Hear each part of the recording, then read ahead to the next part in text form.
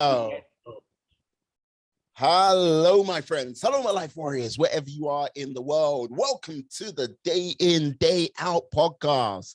Woo! Today on episode 195, I have the immense pleasure of having, Steve Johnson on. He is a world-class executive management coach, a consultant, professional speaker, amongst other things.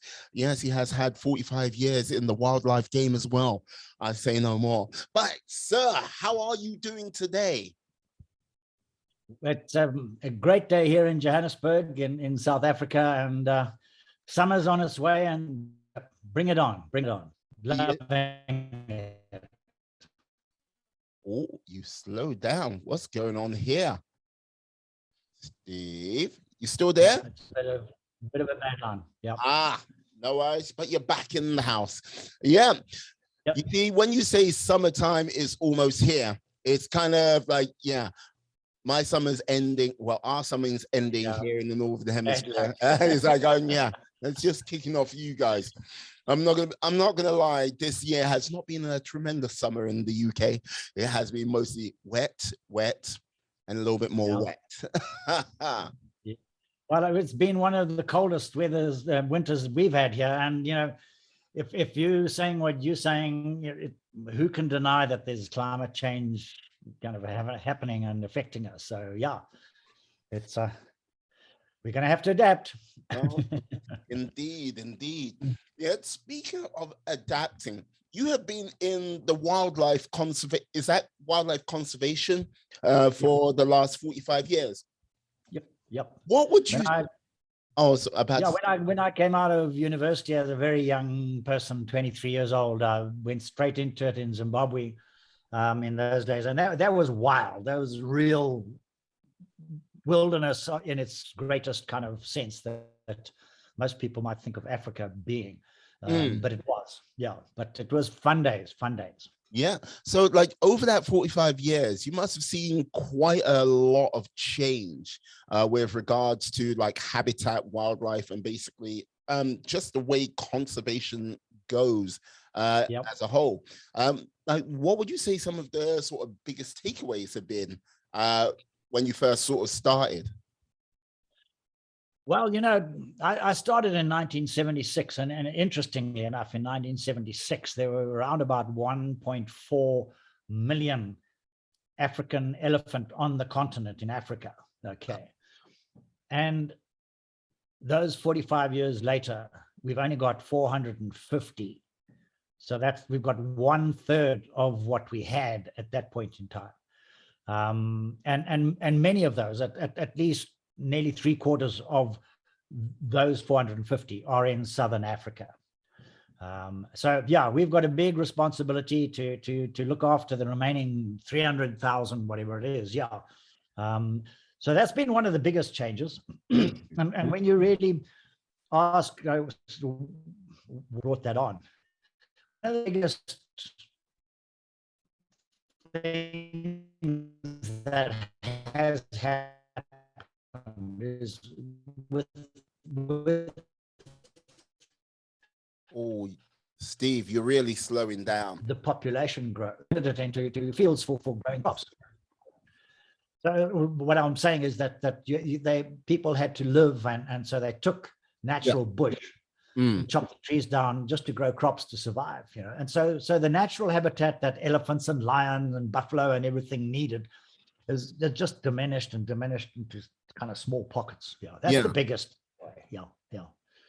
So like this is the thing, like with regards to like sort of the natural habitat being like slowly but surely over that 45 years being taken over and like put into smaller pockets, has it been kind of like a sort of turnaround, or is it still going the wrong way, let's say? You know, it's a really interesting thing. and without kind of blowing our own trumpet, if you look at the major parts of sub-Saharan Africa, North Africa, you know, it's mainly desert and quite arid. So much of the wildlife there has been diminished. Okay. Yeah. So in those three regions themselves, you know, you've got 150,000, for example, 150,000 elephant left. In our area, where we've had very good practices, we've got good scientists, we've got good plans, we've got good systems in place. We've been able to manage and to look after the wildlife that we have in Southern Africa. And so largely, you know, we haven't seen the bad times that those to the north of us have. But, you know, when you look at that, what's happened to the north, it could very easily happen to the south if we're not careful. Okay. So you know, the work that I do now is to work at that very high level with governments and everything. I've just done a very big study for the British government on protecting, you know, biodiversity in some of our areas, and you know, if we continue on the trajectory we have been, we will have our wildlife intact for a very long time. I can't say that, you know, for the countries to the north. In some cases, some countries, yeah, a little bit, but generally it's quite a bleak picture to the north. And I'm not kind of, as I said, blowing our own trumpet. You know, our policies are robust. You know, we just have looked after what we've got, you know. So like, this is the thing. One of the things which surprised me when what you said is like, yeah, the British government's involved, because it's one of, like, South Africa, Britain, even though it's like former colony and part of the Commonwealth, it's like one of those things where you wouldn't expect that kind of involvement, if you get what I mean, with wildlife conservation. You know, interestingly enough, the British government, together with, you know, the European Union and Americans primarily, have put a lot of money into conservation in Southern Africa, but a lot into Southern Africa. From the point of view, they know that we have such rich biodiversity here. You know, for example, I'm just taking the elephant again and again, and lion. Okay, we have very robust populations of elephant and lion in like that area around Victoria Falls. And if the world doesn't come to our rescue and help us just get the foundation right, okay, then we will lose it, like the regions to the north of us have. So yes, you might ask, why, you know, why is the British government putting so much money into it? Their big policy at the moment, okay, it's three things. Okay, yeah. It's by helping the world to stop biodiversity loss, helping people to live better lives in remote rural areas, and helping people to kind of be able to withstand the impacts of climate change. And so they are assisting 5 regions around the world. So they're helping the Mekong Delta, they're helping places in South America, places in Africa, the area that I've been working in. And so, you know, it's because your government realizes the importance of the global citizenry that we have. You know, you can't just say, oh, well, you guys down in the south there, we're going to just abandon you, you know. Not like that. Okay. Yeah. Luckily. Yeah. Now, this is the thing, when you talk about like sort of elephants and lions, like, don't get me wrong, I'm a person which I love a pack animal, and like when you talk about elephants and like basically lions, I have a sort of like, yeah, they're cool and all, but it's not my favorite pack animal from like the African region, especially in that area. Okay, tell me which is interesting. Wild dogs. You won't believe it. I have this afternoon just recorded a video I've made on wild dogs. Awesome. You know, as you said, I'm a public speaker, and you know, one of the things I do is I I record some of parts of my presentations, and I've just spent the whole day just doing that. Okay, and they're fascinating animals, fascinating. As I said in the talk today, the video I've just made is that they're a machine. A wild dog pack is a machine. Oh yes. Yeah, it's like if you look at a machine with all the cogs that grind together and move together, every animal in a wild dog pack knows its role, knows what it needs to do. They have such fantastic relationships. They communicate so beautifully that when they are on the hunt, okay, and something unusual happens, everybody's a leader. You know, there's another of the wild dog pack that just steps in and, you know, takes over. Okay, I can pack animal. Yep. Oh, you want a little bit garbled, just you dropped out. Okay, right. I'll just go over a bit of it again so that you can pick it up. Is that, you know, it's the machine that every animal, every one of the members of that pack knows its roles, its responsibilities. So when they're on the hunt, if something unusual happens, that one of the antelope runs this way or that way, the animals that are nearest to it, they take over as the leader. You know, so there's no, when the hunt's on, there's no hierarchy. Okay, everybody knows what to do. Okay, when they're back at the den, there's a hierarchy. You know, yeah. So that's what good businesses should be like. You know, not the top-down structures. You know, very toffee-nosed. You know, I'm the boss. I'm the CEO. You know, and I drive a Maserati or whatever it is. You know, no.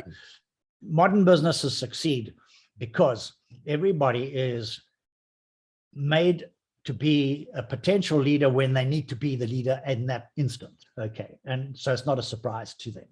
And that's how businesses today are going to actually survive, is by being, you know, what we call agile and flexible and adaptable. Like I would say there's going to be, like, with regards to the sort of realms of business, I think with regards to businesses being agile, I think when it comes to sort of small and medium-sized businesses, the more agile the better, because in this sort of ever-changing world, it's like, yes, the people what can react to the sort of changes of that circumstance will like survive. Because if you kind of look at last year to this year, there was many a business what couldn't actually sort of function or like do anything, and now it's a case of more and more the businesses which have survived that sort of trauma of that the pandemic have now become a lot more diversified, a lot more sort of flexible in how they handle things and how they can run their businesses. And you know what I've found, because you know I'm an executive management coach. And so I use the wildlife as a metaphor for coaching executives. Okay. And I coach people right around the world. I've got people that I'm coaching and senior executives in London, and funny enough. And what we are finding is that we are becoming more human. COVID has forced us to become more human. And what I mean by that is, because of everybody being in the same boat and we're all brought down to the same kind of level, that COVID doesn't matter who it infects. Okay, you can be a CEO or you can be a cleaner, it doesn't matter. You know, you become humbled at a point in time when it knocks you off your feet. And so there's a much bigger propensity for the executives of businesses to nowadays to be more compassionate, to be more empathetic, to be more reasonable in their dealing with their staff, and being more equitable. And it's such a wonderful direction that the world is going in that regard. Well, in the Western world anyway. Like with regards to being sort of more equitable, how would you say that's manifesting in the workplace? Because when you say equity, it can manifest in a number of different ways. How have you seen it manifest?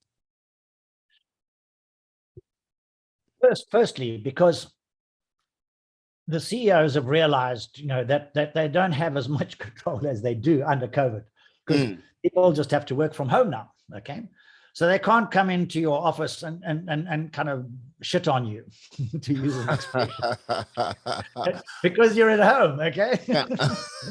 So the whole demeanor of the whole process is to be more understanding, okay, and more tolerant and lenient. That, okay, fine, I'm in a Zoom call and my child climbs over my lap. And so you have a child in your meeting, in your executive board meeting. I've had that happen plenty. Okay. Dogs leaping on people's laps. Okay. Yeah. And people are just like more tolerant of the fact that you're living in this isolated situation, and you're not so kind of stuffy about having a tie on all the time and everything. So it's cut down a lot of the barriers, and it makes not so much yet the equity from a salary point of view, but even that's starting to happen. Okay. Where we have seen it happen, I have anyway, is in the gender side of things. Okay. Where you know, face to face, when you eyeball somebody in the boardroom, and you're a woman, okay, you can be really intimidated. Okay. It's not so hard to do that in a Zoom call or in a Zoom meeting of executives. You can't bully somebody by just like giving them a mean stare across the table and saying like, I'll get you, okay, because it doesn't work. I'm worried about some of the companies you work at. I don't know. I'm very, very, I'm a futurist as well. Okay. I'm very much, despite my wildlife background, okay, I see so much potential in innovation and creativity, and artificial intelligence, big data, machine learning, all of that stuff, okay, is going to help all of us across the board. I can see it in the conservation field. You know, I'm speaking to people in America at the moment. You know what a blimp is? You know, those dirigibles, those big air balloon things that they used to have in, I think, World War I and II. Yeah. They use them quite extensively in America now, but you know, they've got them to such a fine art now that you can have a dirigible blimp up there for 8 days at a time. Okay, it costs virtually nothing to have it up there, like an airplane using petrol or fuel. You can have high intensity cameras on that thing that can look down over a national park or whatever. You can use facial recognition software to actually identify individually, like a fingerprint, the back of each elephant. So you can actually identify, like you do facial recognition on Facebook. You can do that for elephants. Okay. So you can track herds of elephants. That's that herd because that particular elephant is in it, and you know, or that he's moved to a different herd or whatever it is. So you can use it for monitoring their movements, for management. You can use it for anti-poaching. You can use it for looking at how quickly settlements are happening or expanding and taking up the range of the elephants or whatever it is, etc. There's so many possibilities. The future is, as a big mentor of mine says, the future is pregnant with possibilities. I would say the future is filled full of excitement, and with new horizons opening across the board. Like when, like, sort of jumping back to with regards to the sort of realms of working from home and everything like this, I would say with regards to the pandemic and how it's like basically forced a large working percentage of people into their homes or working remotely. I think it's been one of those things which I think it's going to empower more people with regards to work flexibility.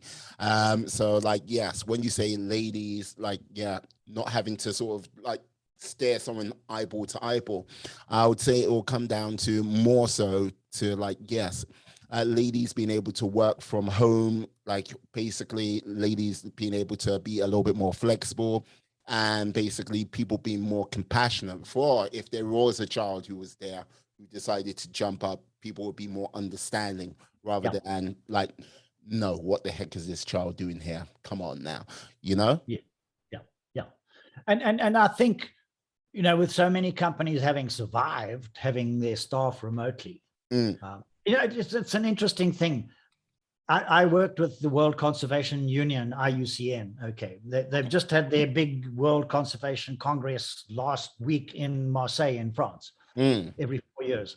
And I used to work for IUCN in Harare in Zimbabwe in 1996 to 2000 in an office space in a rural, not in a rural, in a residential area of Harare. And I was talking to the chief executive at the time, and Harare is not a big place. You know, if you jump in your car and you go home, it's like 10 minutes away. You know, Okay. Yeah. So I said to him, why are we paying rent and everything on this place? Why don't you just have a small little room somewhere as the chief executive? Okay. We all work from our computers at home. This was in 2000. Eh? We all work from our computers at home. And if you need us, you just tell us to get to your little one-roomed office. Okay, we'll come in, we have our quick meeting, and we go back to our thing. No, you can't do that. You know, we're an office. We have to be seen to be an office. Okay, but yeah, 23 years ago, we were propounding, you know, this working from home, and here it's worked right across the world. Yeah, well, like this is the thing. Like, okay, 20 years ago, I would say you could just about do it, if you get what I mean. But it's one of those things, like with regards to internet speeds and stuff like that, it wasn't quite here. Could you imagine, like, if you could imagine, like, oh, if this happened in, say, the late 90s, the whole pandemic?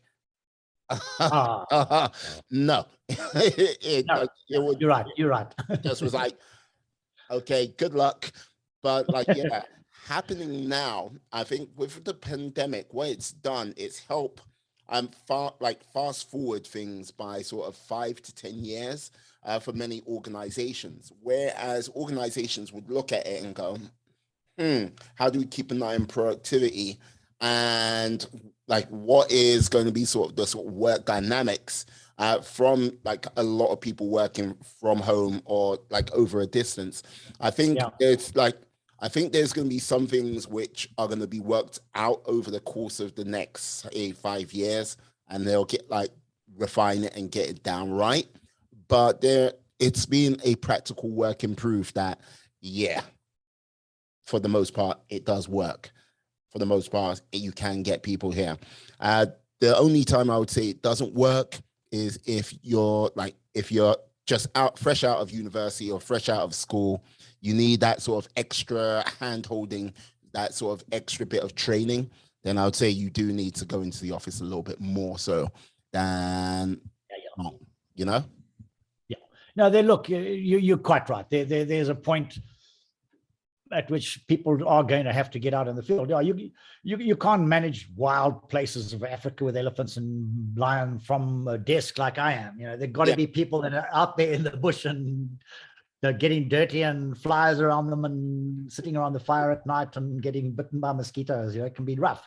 But some of the processes that support that to happen and to do it better. Okay.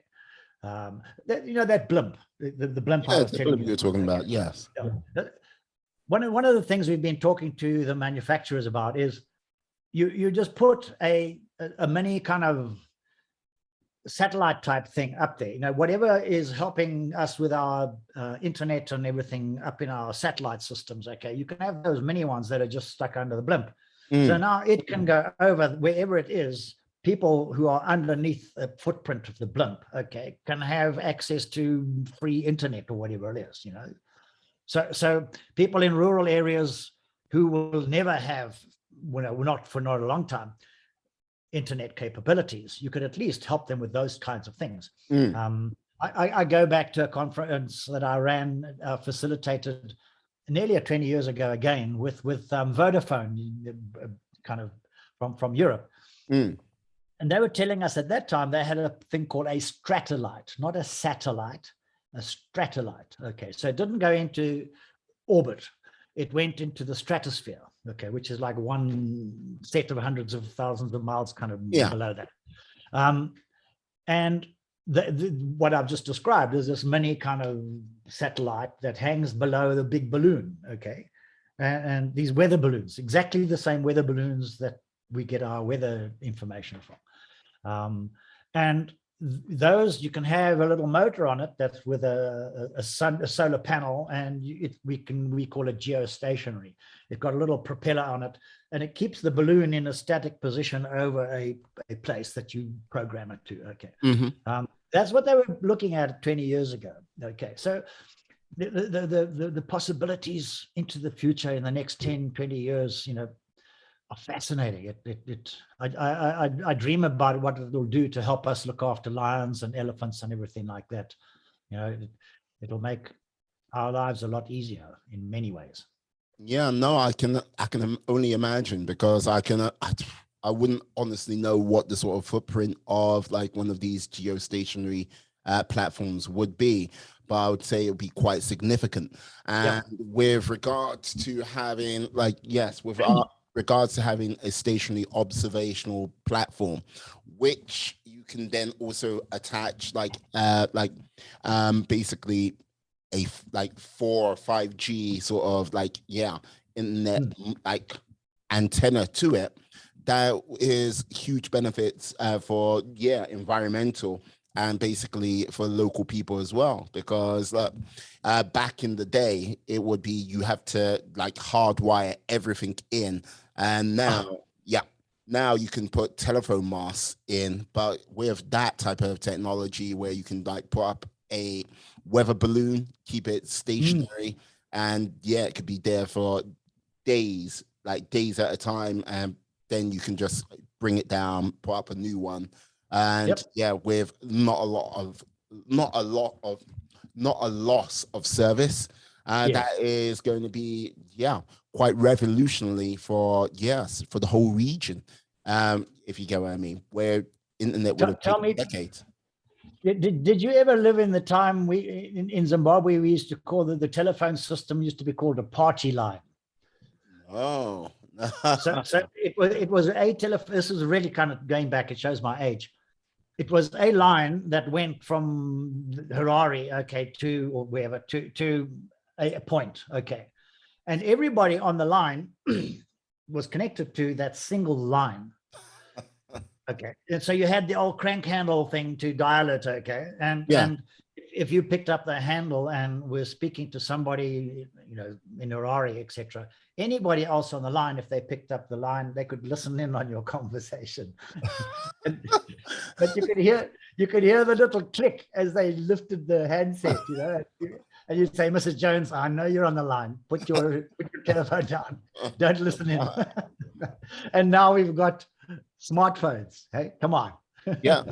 But this is the thing, apart from the sort of observation things, how would you say, with either conservation, you've been sort of help utilizing this? How's it made your life easier?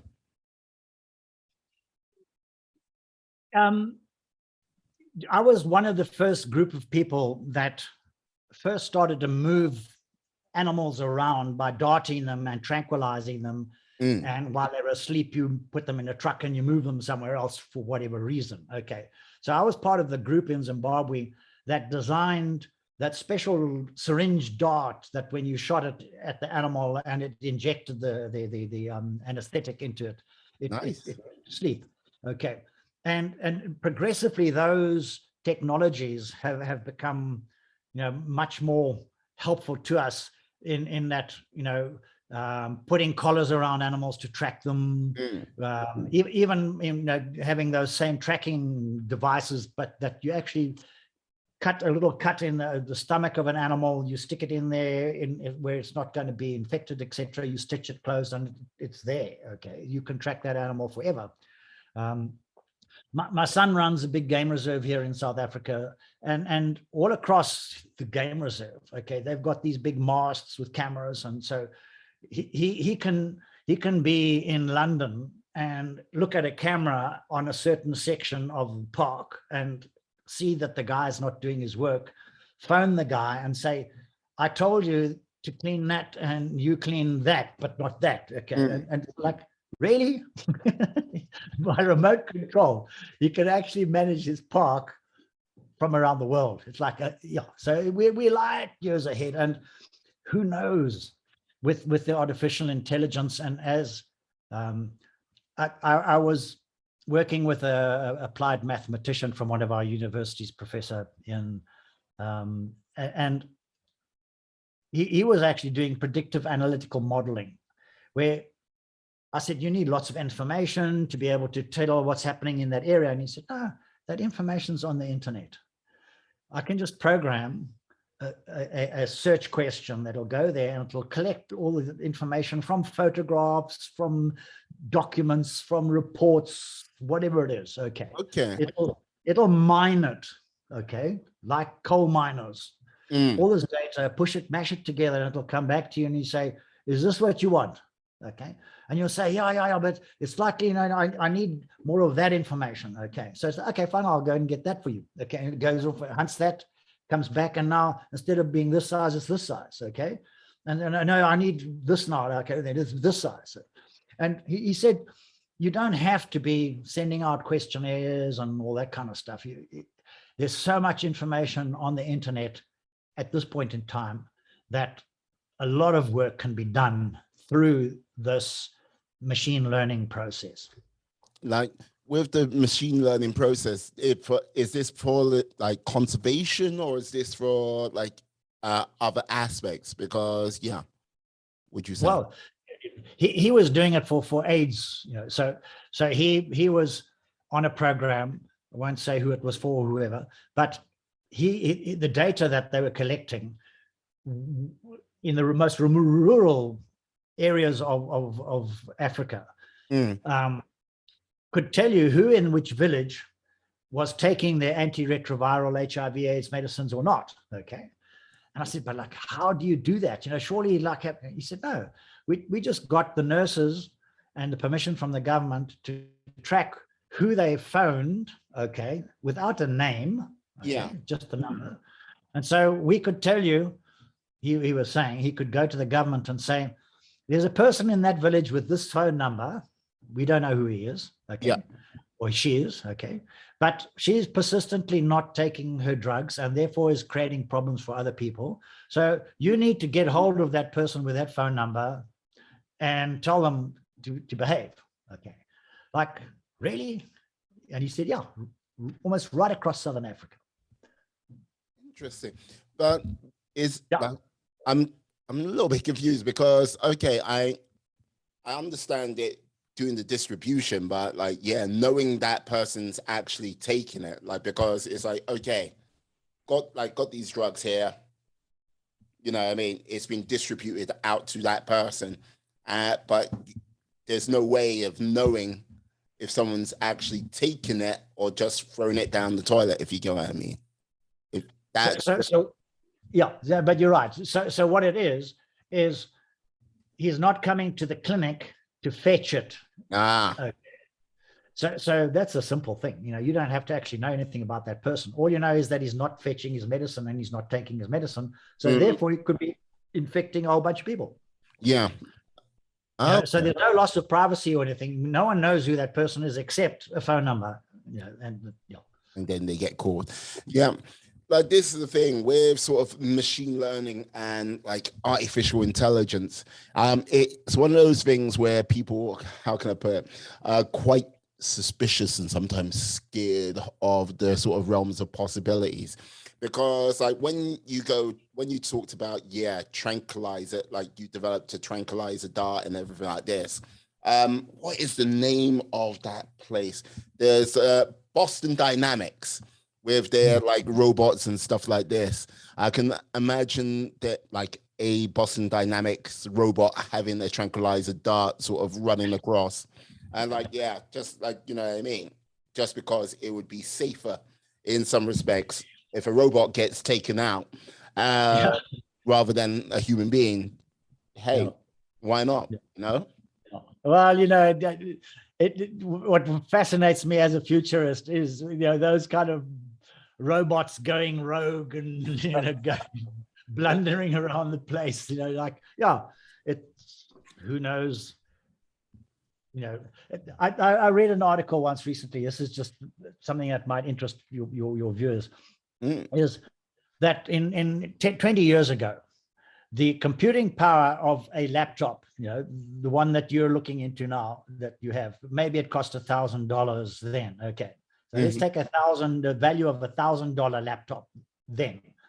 It had the computing power, okay, of maybe a small fly or something like that, of the brain power of a small fly. Yeah. 10 years ago, the computing power of a laptop that cost $1,000 was maybe up to a small kind of insect, a bigger insect. Now, the computing power of a laptop, okay, is maybe a mouse. And in 5 years' time, it'll be of an elephant, okay? And the computing power in 20 years' time will be like all of the human beings on the earth combined, the computing power of all of their minds, okay? And then when you get to 2050, okay, then it gets exponential. Then it's like, it's a computing power of those people on earth every day. Yeah, you see, when that happens, that's when I get a shotgun and a bunker with a large supply of beans, because it's like, if you got something You're a survivalist.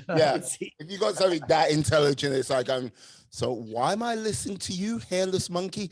It's like, no, it's like, because we made you. It's like, okay, we'll see. My question in that article that I read is like, so in 10 years' time, when it's like the computing power of every person on earth, what would you want to do with that computing power on your laptop? What are you going to do with it? That's not evil. Well, like, this is the thing. I would say it's one of those things where, anything can be used for good or evil. It always comes down to the individual. Look, I'm a strong believer of, yes, most people on this planet, the vast majority of people want to do good. If they didn't, okay. The hellish landscape that would not be good. And we wouldn't have internet, we wouldn't have cars, we'll just be running around like packs of animals trying to take each other out. But thankfully, the majority of people are good.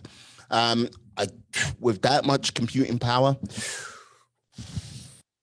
the possibilities are endless. It might might find the cure for cancer, or might just be like playing like some random computer game like Snake. Who knows? Yeah. Well, my hope in all of that, because I agree with you that most people in this whole world are just good, honest people who want to do good. Okay? There are some fringe elements, both sides. Yeah. I personally would like to see that our people on earth have a wonderful life, what they get fulfillment out of. And with that, okay, I would love that computing power is used to make sure that these beautiful creatures that we live amongst, the elephants and the lions and the wild dogs and everything like that they're looked after as well. And that in 2050, we haven't displaced them and they're all gone and we like living in this sterile kind of biodiversity poor kind of world. Okay. Imagine a world without elephants. The elephant is the epitome of the soul of Africa. The lion is the epitome of the courage of Africa. And imagine if both of those iconic species were lost to us, like we would have lost so much as human beings of these wonderful animals that we all kind of love so much. We might not have seen them, but I know they mean a lot in your family, in your household, because you've either watched the Disney movies or you've watched The Lion King or something like that, and you have emotions about them. Okay. And that's what makes us human, is that we have those emotions that we attach to things. And it'd be such a terrible world if all of that's gone. Now, you see, this is the thing. Like, there was this, like, I've always had, like, I always liked the wild dogs, as I say, but like, there was this one bit of, like, I think it was done by the BBC. Like, there's a pack of wild dogs, and like, there's this leopard, like, stuck in a tree, and it's like these wild dogs are just sort of like, they're not out to harm this leopard, but they're just out that they're just there, just taking the mick, just like going, yeah, just like, oh look, oh, he's getting upset, look, he's getting upset, and this leopard's like in this tree, like going, right. He's like, okay, if I can get down, I'm gonna mess you guys up. And they're like, yeah, dog pops up, goes down, pops up, goes down. Then he looks over and sees the camera crew. He's like, this leopard falls out of this tree rather ungracefully, hits literally every branch on the way down, and then proceeds in running at this camera crew. Oh, like, wow. Yeah. But like, you just got all the wild dogs at the sides, just like giggling away in my imagination. It's like, it's like, yeah, them, oh God, I've got to say, the most disrespectful animal in South Africa, who doesn't give a damn about anyone as well. The good old honey badger. Yeah. No, they're the tough nut. That's the tough nut. Yeah. Have you had any run-ins with like either wild dogs of honey badgers yourself? Yeah, lions and buffalo and everything. Oh, yeah, big stories, big stories. Yeah, but honey badgers, you know, I was in the Minor Pools National Park, which is like one of the world's most iconic, beautiful places. It's full of all of the wonderful animals we've been talking about, and you're allowed to walk around freely there. It's the one park in the whole world you can just walk around. Okay? Yeah. You take life in your hands, okay? Yeah. And we were camping in the one campsite, and open under the stars. And there was this big noise nearby, and I kind of woke up and I flashed the light. And it was a honey badger was in this big 44-gallon drum, 210-liter drum. And he just his bum hung out and his legs, but the rest of him was inside eating whatever it was. And when the light shone on him, okay, he came out like a jack in the box. And he looked at us, boy, and he snarled. And I was 50 meters away, but I was like, oh, I'm not going to tackle you. He's like, no, you're okay. You carry on with what you're doing. That's like, yeah, get back in the bin. He's like, nope. I'll take on a lion rather than you, mate. You carry on. Brilliant. So disrespectful. Yeah, you're right. I don't think honey badger respects anything. It's like I don't care. Not one single fuck given. As honey badgers, like, oh yeah, no. But like, this is the thing, like, surrounded by all of that sort of wildlife, it must have given you sort of a very interesting perspective on life itself. What would you say some of the like sort of like major insights you've got from like, being involved with wildlife and like, in your human life as well? The biggest thing is that we're all connected. We're all connected in the most beautiful, complex ways. Okay. That whether it's me talking to you, whether it's my reading an article about other people in other countries, whether it's watching animals, it's the way we treat ourselves, whether we love ourselves or not.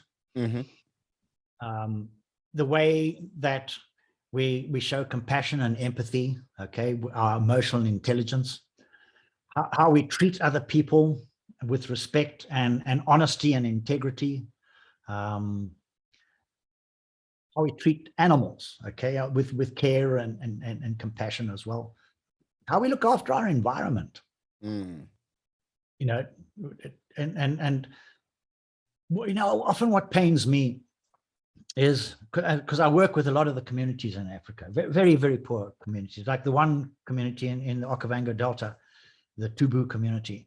It's 1,200 people, And out of the 1,200 people, 10 have jobs in that village. 10. Okay. Why is that? It's because it's a very, very remote area. They're an ethnic group called the Baye that are marginalized. The government doesn't like them for whatever reason. They seem to be different.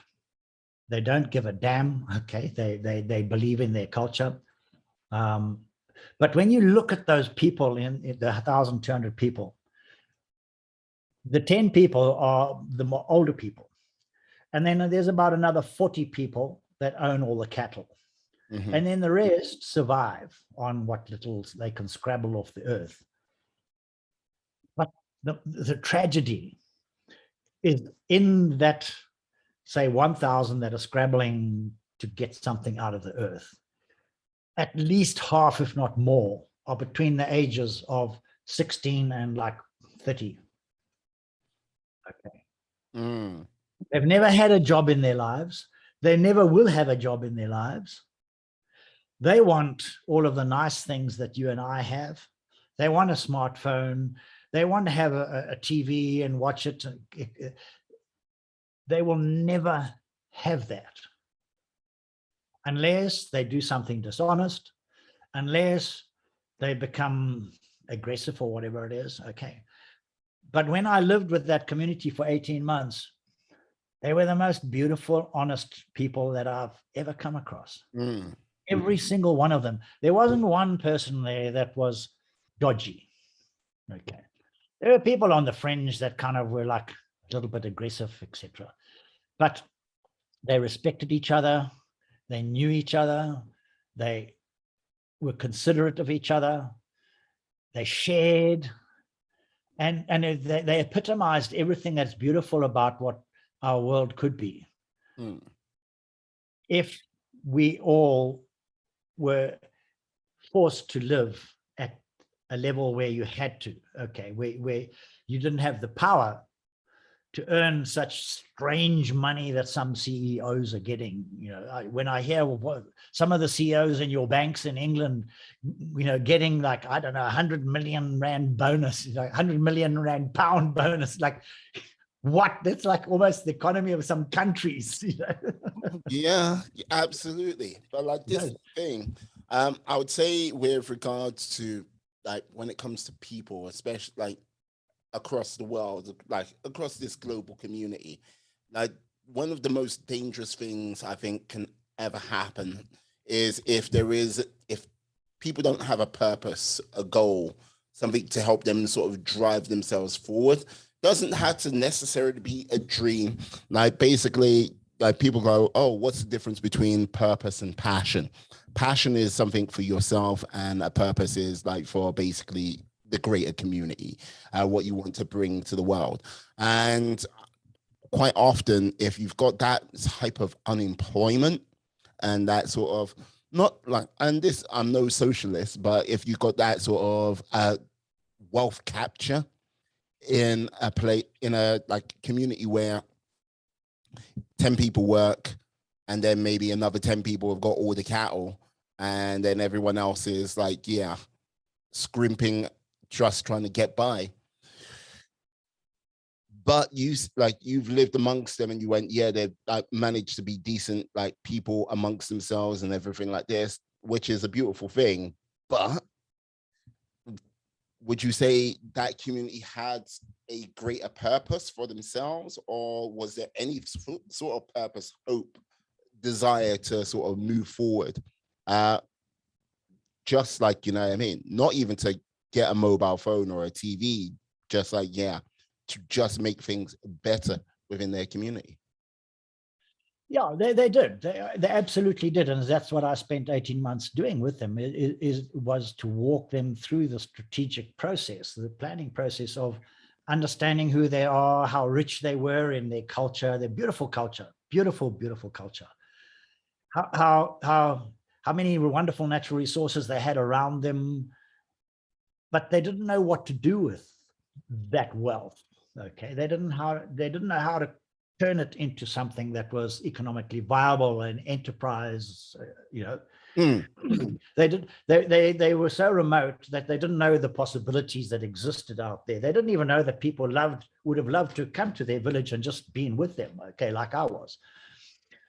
Their purpose was to be better, okay. They didn't want to be the richest people in the world, but they didn't want to be the poorest people in the world either, okay. They just wanted nice things, okay. And to me, that was the equity. That what they showed me, what the lesson they taught me was the equity isn't being a socialist, okay. The equity isn't being, I want to be at the very top. It's I want just to live a decent life, but I don't want that person who's living an extra decent life, a totally grotesque luxury life, okay. Why can't we just kind of meet somewhere in the middle, and we all are happy with what we've got, okay. And I eminently think that's possible. I think it's eminently possible that with a different understanding that we need to have in our world, and I think we're moving in that direction now after COVID, is that there'll be a bit of a better balance, okay. I won't say there'll be an absolute equity, but those people that are down there won't be ever worrying that they'll never have a job in their life, that there will be something that comes into their lives, into their communities, tourism or whatever, that they will have some employment or something. But those people with those grotesque amounts of money, that shouldn't be allowed either. You know, it's just like, yeah, is it greed or need? That's what I always ask. Like, this is the thing, like, you could say it's partly greed, you could say it's partly need, but I would say also it's a case of, when it comes to sort of business, it's a case of, it might be a marker of just how well they've performed in the realms of business. Don't get me wrong, there's some people who exploit the hell out of something, but they don't really do any good at all. But when it comes to sort of money, it's a very, I would say it's not as straightforward as a relationship or as it should be in the world. Money is a tool to get things, and it helps, and money is an amplifier of people's personalities. It's not like, it's not evil as many people go, money is evil. No, the love of money, that's evil. But it's a case of, I see it as an amplifier and the tool for people, you know? Yeah. And I think we need to be holding our people who have that power more accountable for how they treat other people. Okay. So I'm going to give your listeners or your viewers something. There's a group in South Africa called the Elephant Group. Yes. The Elephant Group. Okay. So that you can Google that. Now, they used to be a mainstream kind of consulting company, hardcore, profit-driven, etc. And one day their CEO just decided that it was wrong to be just like driving this avarice, this kind of lust, okay, for money. And so they turned their whole company into something that's not so driven by profit, but with social accountability, social consideration, environmental consideration, what they call the triple bottom line. Okay. And there is an example of a company, the Elephant Group. Okay. That, why can't all companies be like them? Okay. It's like the question I asked. Why must there be those people out there that have all of these massive big luxury yachts or whatever it is, you know, and their own islands, whatever. Why can't they be doing stuff that is so much more in tune with a harmonized way of looking at things? We in Southern Africa have this thing called Ubuntu. I'm sure you've heard of it. Okay. Like, it's a principle. Okay. And really what it says is that, you know, I am who I am because of who you are and I live among you, Mm-hmm. or who we are. Okay. So if you take that as the principle, that I am only who I am, and you are only who you are because of what I allow you to be, or what you allow me to be. Okay. But when we allow those people to be greedy and kind of arrogant and deceptive or whatever it is, or just having so much money, they can't ever do anything with that money. Some of the people have got billions of dollars. What are you going to do in your life with billions of dollars? I ask you, like, really? Come on. Okay. But, you know, so why aren't there more organizations in the world that just adopt that philosophy of being more equitable? We're not saying they mustn't, that they're socialist or whatever, just more equitable, more caring, considering and considerate of others. And then all of those other people that are extra super rich, they become the outliers and the pariahs. Everybody's looking at them saying like, man, we don't really think you should be like that. And we will not really accept you into our Ubuntu until you actually kind of share a little bit. Come on, just share a little bit with the rest of us. You know? Not everything, but come on. Yeah, so that was the big lesson that I got out of conservation, because when you look at herds of elephant, there's the epitome of a society that is like so beautiful. Mm. A friend of mine, one of my mentors when I was in national parks in Zimbabwe, he was in Ndebele, which is the same group of people as the Zulus. He once said to me, we were out on patrol and we were looking at a herd of elephants. I was very young then, 23, 24. And he said, Emhlambini wezindlovu konke kungo kwakho. Konke kungo kwakho. That means in an elephant herd, everybody belongs and nobody's left behind. And when you look at an elephant herd, it's just this beautiful community of creatures that care for each other. You don't get a lot of fighting. You get a little bit of kind of play fighting and stuff like that. But if someone drops behind, other elephants go back and pull them back up and bring them back into the herd. They protect each other. They look after each other. They nurture each other. Yeah. And I use that a lot in the metaphors of my executive coaching. You know, I'm a world-class executive coach. Mm-hmm. And I work with top people around the world. And I use the elephant often as the metaphor of, don't you want to be a leader like that? Don't you want to have a legacy where when you've moved on and to another space in this universe, that people say, he treated us or she treated us like real human beings. We were considered to be part of the company's whole community, and none of us were left behind, and we all belonged.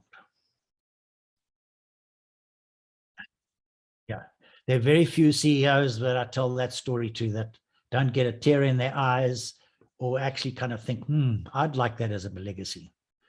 That's something I would want my staff to say about me at my funeral. I hear you. But like, this is the thing, like, when you say this to like many a CEO, it's a case of how many of them would you say actually decide to start putting into practice, or like go, okay, I mean, fully into practice, or just like it's a great thing you say there, but no, not for me. Do you know, one of the funny things is that the higher you go in those realms, the lonelier you get. Okay. Yeah. And you ask any of those very big leaders that are at the top there, boy, where the decision can cost millions and millions and millions and hundreds of millions of pounds. Okay. It's a lonely, lonely, lonely decision that you make. And how do they get to the top? Very often, okay, they took a lonely path there because their choices were to work hard, work late, and hardly ever be with their families. And so they have dysfunctional families, they get divorced or whatever it is. And so many of them of Maslow's hierarchy, when you get to that point of self-actualization, where you suddenly you've done everything in life. You've got more money than you can ever dream of. Okay. You've been to every place on earth. And then suddenly it kicks into your brain, and let's say CEO after CEO after CEO suddenly says, "What's my purpose in life here? Why have I done all of that stuff?" Okay, and I've married 3 or 4 wives, lost my kids, they don't talk to me anymore, etc., etc. And here I am, a lonely old man. And what have I contributed really to the world? And what legacy am I going to be leaving behind? And they have a lot of self-doubt, and a lot of them go into a period of reflection where they want to have a meaningful life. They want to leave a legacy. They want to be enriched in their spirit. Okay. That at that point in time, when they're called to be the dust of the universe, okay, that they can actually go with a light heart and not a heavy heart, that like, I was just a greedy old bastard. Right. But like, this is the thing. I'm like, I have to push back slightly on you, Steve, because look, there are going to be these, with regards to how you say it, there are going to be those people which embrace that ideal. Like, some people might go, like, it's a little bit of a romantic ideal. But like, the whole thing is, there are going to be that hardened group of people which, they measure success by like either building something, big, grand, and like they see their company as their legacy. They see like, them handing over this business to the next generation as their thing. And like, they might do some charitable good along the way, but it's not going to be the most important thing or their driving force to do that. Because look, the amount of people you see out there who like, who own companies, and like, they're like, yes, they might have the fast car, they might have the big yacht, they might have the private island and stuff like this. Their family life, I don't know, might be perfectly fine, or it could be in complete utter tatters, because to get certain things in life, there is always a price to pay. So it's not gonna, like, I can't, as much as I would love to agree with you wholeheartedly and go, yeah, you know what, you're right, basically, but there are groups of people which their legacy is going to be very different to how you've painted it, very much. Yeah, I know, and I get you. Okay, my point is, though, why should we allow them to have that soft exit? Okay. Because they've had an inordinately good life on the backs of other people. Okay. And so why should we allow them to have that legacy? What they feel that is that legacy. Okay. There should be enough of a feeling in our world that says that it's not acceptable. Okay. To have ridden on the backs of those people to that degree that you have. Okay. And I there's some people, I just think have got that power, that wealth, not by default. Some do, get inherited, but there's some people that have got software companies and things like that who by chance, okay, have given them enormous power in our world. Okay, and they can dictate what's happening in many instances. My parting shot to you is, why should we allow that? That's my question. Why should we allow it? Because it's not in the interests of the good of humanity.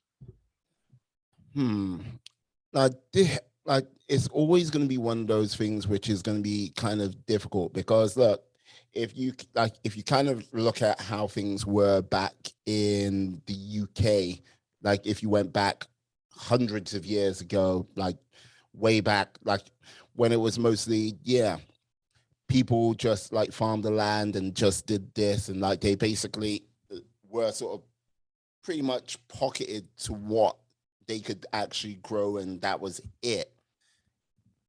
The sort of standard of living and everything like that was not good. And if you see that in sort of modern day times, like life expectancy and hardship which comes with that isn't good. And don't get me wrong, when you've got people like, if we jump to say somewhere like Apple with Foxconn, and where they make iPhones and stuff like this, where they have to put out suicide nets outside the building, that is not good.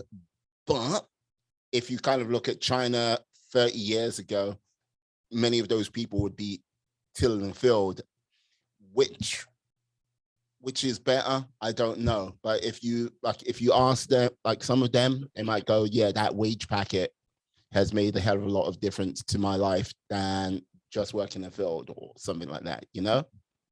It's a difficult one. As much as I would like to go, yes, it's just cut and dry, this is the way it should be. I can't just say, yeah, it should be that way or it should be this way. I think there has to be some sort of balance brought into it with some regards to some people, how their like wealth has grown exponentially over this sort of 18 months. But hey. You know what? It's been a fascinating discussion with you. And all I hope is that from what people here call me the silverback, you know, like a silverback gorilla. Okay? Yeah. From a silverback in Africa. Okay. I just hope I've left some people out there that listen to your vlog or your blog with some thoughts that, yeah, maybe some question marks now are in their mind as to maybe I should view the world differently. And if I've achieved that, okay, and with your wonderful kind of interviewing, okay, I think we've done a good job. Okay, it's just to make people think. Yeah, and like this is the thing, look, with people like yourself in the world, and I think asking these questions, which I would have to say, have to be put to society on a regular basis to like go, okay, like the world is full of checks and balances. If you don't go ahead with these checks and balances and you stay silent on many a thing, or you go, oh, that's the way it always has been and that's the way it's always going to be, yeah, you end up in a very weird place, sometimes a very dark place. And without sort of questions which are being asked, like people like yourself, to go, right, without these sort of discussions and these conversations happening, how can there possibly be an option for another way, an option for another direction, an option to maybe do a quantum leap to something completely different? If you don't have these discussions, if you just go, this is the status quo, then I would say the world would be so much poorer without it. Yeah. And at some stage, it would be really wonderful if you get out to Africa and we get you up to go and spend just one night with the Tubu community. You would fall in love with them and you'd understand my whole argument. If you were one of those young 30 years olds that lived in that community and what future you didn't have to look forward to, okay, I can't imagine that you wouldn't come out of there a changed person. Yeah, like this is the thing, like there are many people who go, yes, like just like, yeah, to succeed in life, just pull up your bootstraps and like away you go. Like, look, life, there are certain places in life, yeah, you have to do that, but you've got to understand that sometimes the game of life is not giving you a fair, equal hand you're starting way behind the 8 ball, and you've got to do a hell of a lot of work to get ahead of that. So like, yeah, being able to sort of experience different communities and sort of get like an idea of different perspectives of other people around the world, yeah, it's very important. And look, this is part of the reason why I do my podcast, because look, Wonderful. yeah, it's a case of, and you do a wonderful job. Yeah. I must say, you know, just your whole approach to it. I'm just giving you a bit of praise here. Is, you know, it's a platform. I from how you've just kind of questioned. No, you didn't even question, but you went with the thinking. We need these discussions. Yeah. Okay. Yeah. And at any stage in you know, future, if you would want me to back, and we can talk about other things, you know, I'm an artist. I paint pictures. I do all sorts of art and stuff like that. You know, we can talk about a whole different line of things, but it's just getting people to think differently that is so essential in our life. Yeah. And our world. Yeah. Yeah. No, put it this way, in this 21st century world we live in at this present time, more and more people have been coming so sort of diametrically opposed with to ever having a conversation to other people's ideas and stuff like this. Yeah. Well, it's this team or nothing. And you go, right, if you're not prepared to talk about it, you never know what can come out of these conversations. Look, out of conversations, good ideas come out of it and bad ideas come out of it. Hopefully the bad ideas go off and die, and the good ideas start to thrive and grow and present the whole world, present new options where you can go down.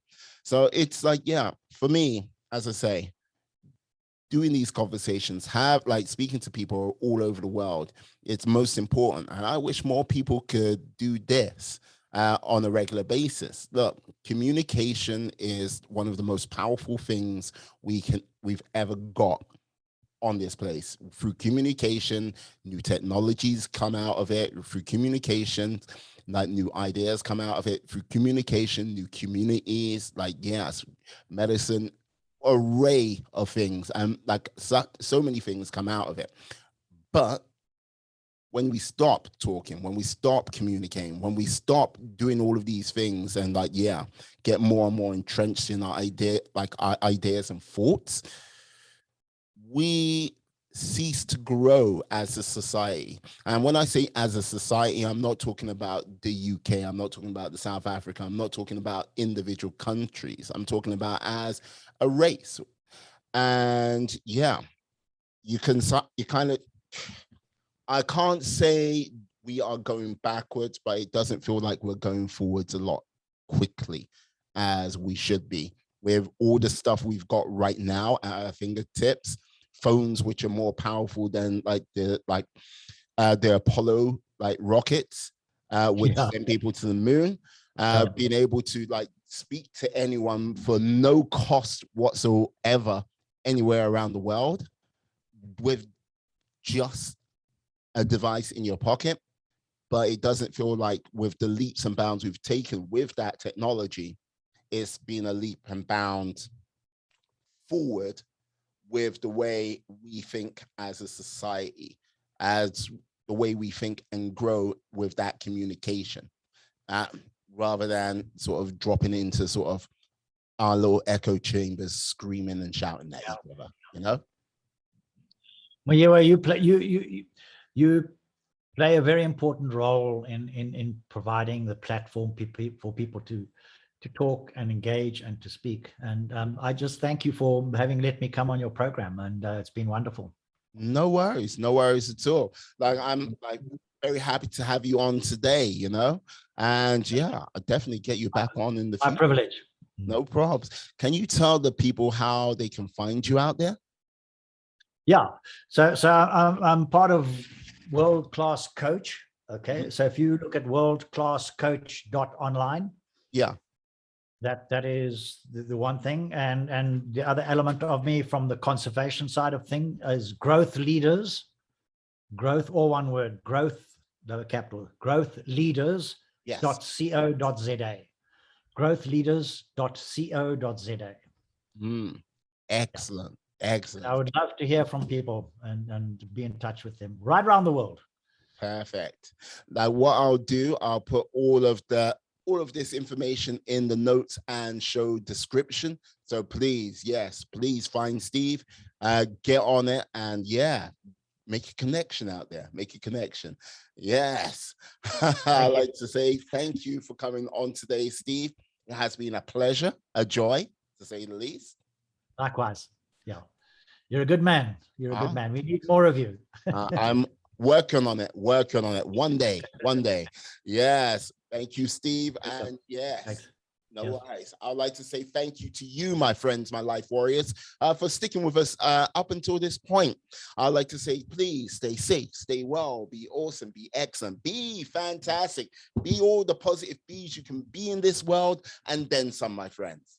Yes. Peace. And we are